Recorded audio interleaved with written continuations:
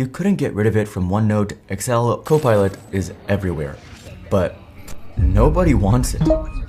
The slogan was, "A PC you can talk to," but users are furious, and now no one is paying for it. Out of 450 million commercial 365 seats, those using paid Copilot seats is just 3.3%. If you're looking at that number and wondering how something pushed this hard ends up selling that low, it usually comes down to one thing. When that many companies are exposed to it and still don't pay, it means they don't see enough real value to justify it. And it's not just users annoyed at Microsoft. Microsoft's market cap dropped $500 billion in a single week after they announced more AI spend. But it wasn't just for 365 apps either.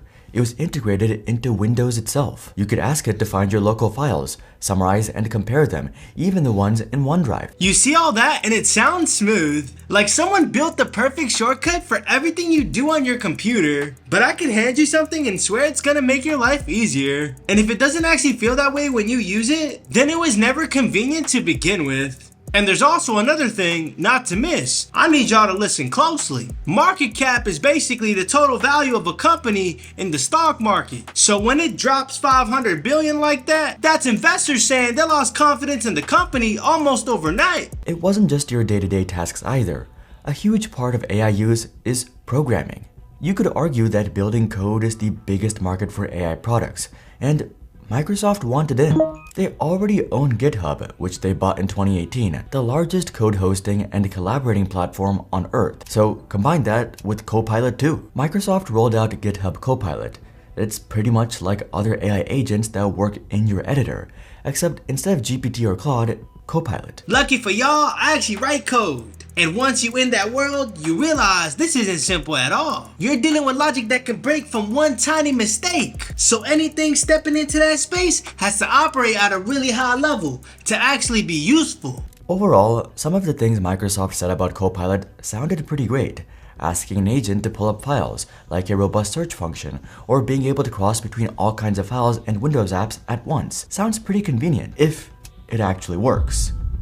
Though Satya Nadella, Microsoft CEO, believed it would be much bigger. He said it would be essentially a new category of computing. I don't think y'all understand what kind of bar that sets when you call something a whole new category. It would have to feel like the first time when people touched an iPhone. What you just heard means the moment you use it, the way you interact with your computer is supposed to feel completely different. You need to understand how big of a claim that really is. Because once you say that, you're setting the expectation at the highest level possible. And when you set it that high, anything that doesn't match that feeling is going to disappoint people instantly. To be honest, Microsoft seemed to be going a bit crazy over Copilot. They pushed this thing everywhere. Microsoft rebranded the 365 app to Microsoft 365 Copilot. The logo also changed to feature Copilot's logo. They also incorporated it into Edge, into your taskbar, into all their apps, even a new Copilot Plus PC. They had also spent a lot of money. Copilot is based on ChatGPT models with Microsoft tweaks, which they had spent $11.6 billion on. Even Bill Gates warned against this. I ain't gonna lie, when Microsoft pushing this hard across everything like this, it start to feel like they got a bigger agenda behind it. That kind of pressure don't come from just helping people use it. It comes from needing it to work, no matter what. Telling Nadella, "You're going to burn this $1 billion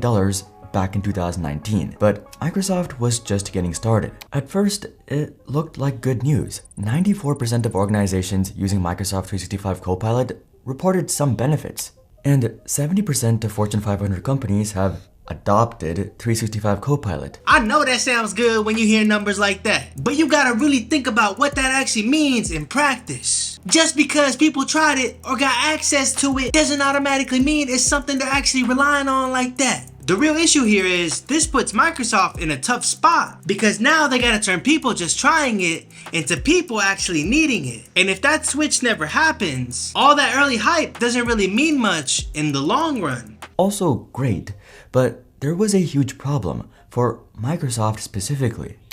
Only 6% completed an enterprise-wide rollout, and 72% were still in pilot or limited deployments. Not good, but what about other metrics? Was there actually return on investments as high as 360%? Also underwhelming. So why roll out Copilot company-wide? It just wasn't worth it. Microsoft talking like this the future, but when you look at how these companies actually acting, it doesn't match that at all. They're not pushing it across the whole company. They're just poking at it like deep down, they're not fully sold on it yet. Those Fortune 500 companies were mostly just using pilots, aka the limited trial rollout to a small group, but Microsoft wanted everyone using Copilot. After Microsoft pushed it so aggressively, many people did give it a go, but results were mixed. Soon, complaints, comments, and angry reviews began to pour into support sites. I find it very frustrating that Copilot won't do anything to my documents. It just gives me complicated instructions on how to do it myself. The part that really stands out here is not just a failing, it's doing the opposite of what it was built for. Something that's supposed to reduce effort ends up adding more steps. So now, instead of saving people time, it's actually slowing people down. And that gap is where everything starts to fall apart. Nah, real talk, just cause you start enforcing something doesn't mean people actually gonna rock with it like that. If it ain't already clicking with you and you forcing it on folks, that just makes them not wanna touch it even more. For example, I asked it to change the font of all the dates in my Word document from ordinary to bold. The reply told me how to do it. It wasn't straightforward. And these aren't just horror stories. Every time I've used Copilot personally, it doesn't really do anything. It sort of just sits there, and whenever I ask it to do something, it gives an excuse as to why it can't, and then it tells me to do it. What makes this hit different is you stop trusting it before you even finish using it. The moment something keeps dodging what you asked and giving you runaround answers, you already know it's not reliable, and now you rather not use it at all. And if you don't like Copilot, too bad. You couldn't get rid of it from OneNote, Excel, or PowerPoint, and in some cases, Windows itself. Literally no one asked for all this AI. In fact, everyone wants to know how to remove it. To date, Microsoft has committed over $13 billion into ChatGPT, which is essentially the engine for Copilot. Despite all this investment, Copilot is just a worse ChatGPT. What starts happening after that, people don't just ignore it. They start looking for anything else that works better, even if that means leaving Windows altogether. And when it's built into the system and you can't remove it, it gets to a point where you don't want to deal with the whole thing anymore. This is where it turns into a system problem, not just a product problem. Once people start associating that experience with Windows itself, it becomes harder for Microsoft to recover that confidence. Which has caused something ironic to happen. Its users are just using ChatGPT instead. Grok just works. ChatGPT just works. Claude just works. Copilot is a dumpster fire. Instead of trying to get everyone to buy into Copilot, they'd just force it into the product everyone was using. Let's put it like this, if Copilot was really hidden like that, Microsoft wouldn't have to do all this extra stuff just to get people on it. When something actually works and saves you time for real, people start coming to it on their own. Speaking of which, I also think this is why Microsoft discontinued Windows 10 notably early. The built-in Copilot outside of the browser is only available in Windows 11, and I think they wanted more of their users using their new big product. Ironically, for a lot of people, this was a pretty big reason to stick with Windows 10. People were sick of Copilot. It was now dragging the rest of Windows down with it. Users gave Microsoft a new name, Microslop. At this point, we might as well shout out today's sponsor, Apple. Go ahead and grab your MacBook and call it a day. I'm just joking. But real talk, why would Microsoft move like this knowing people are already not feeling it? Like, what's the actual play here? What you're looking at here is less about what users want right now and more about where Microsoft wants the platform to go long term. They're trying to shift behavior by tying Copilot directly to Windows 11, even if that means frustrating people in the short term. What about Copilot for GitHub and being the future of coding? This might be the ironic twist in this whole story, because not even Microsoft trusts Copilot to do this.